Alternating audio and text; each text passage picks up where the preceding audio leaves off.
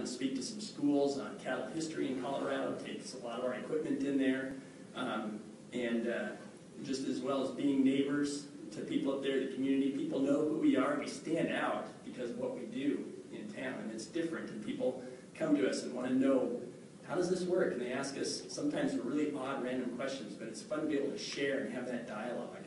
You know, and we're right across the road from all these people up in the valley. People are looking at us all the time, and it's a great opportunity to try to show what proper stewardship of the resources looks like, how you handle the animals, you know, how you take care of things. It's a great interface.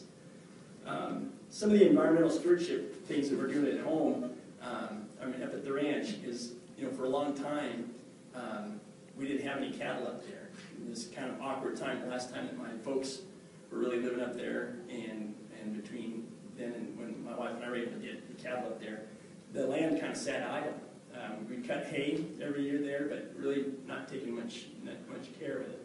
So there was an old ditch that dated back to 1863 that ran from the stream, from Bear Creek out through the ranch, and you can see where I flagged where the ditch used to go, back out there.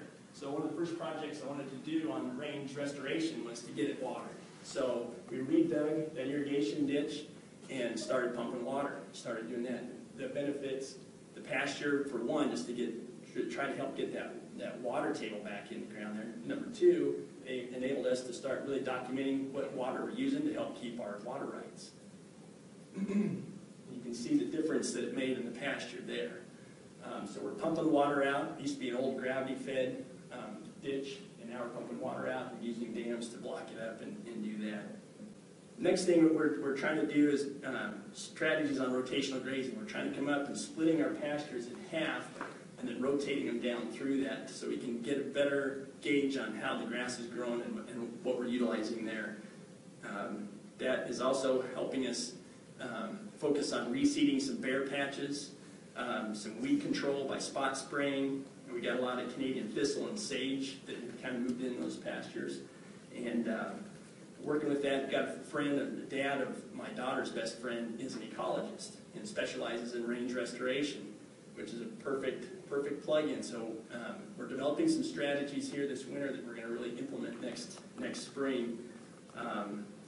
The stream was moved in the early 1900s away from the middle of the meadows to the side, and that has had a lot of implications. And we're trying to work on restoring some of the stream bank stabilization there. It's things that need to be addressed. We're working on that thing right now, trying to increase. Some of my goals coming up this next year would be to increase the water quality, trying to increase some of the grass stands to help filter some of that water, and again, getting some of these weedy areas and these dry patches reseeded and irrigated some more. You know, we're really at the beginning of this process. Just in a couple of years, we've got, try to do something like this and to restore some of that property is a long-term project, but we're getting going on it. I think it's going to be a good project.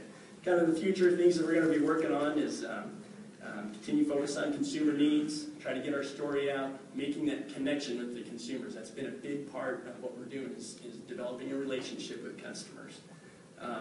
Not be afraid to change.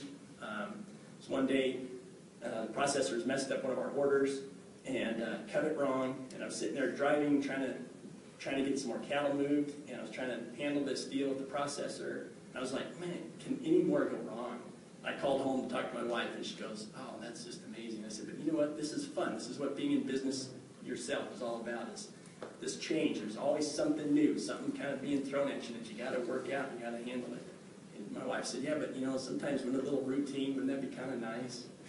And I can understand what she means, but it's been a great opportunity to do what we're doing. It's filling our souls. It's chasing that dream that we've had, and it's been very well received. And I've really enjoyed the opportunity to try to do this. And if it wasn't for organizations, people putting policy together and trying to influence public policy like you do, we wouldn't be able to do what we're doing today. And so thank you for the opportunity, and really appreciate getting to visit and learn what you're doing and meet you.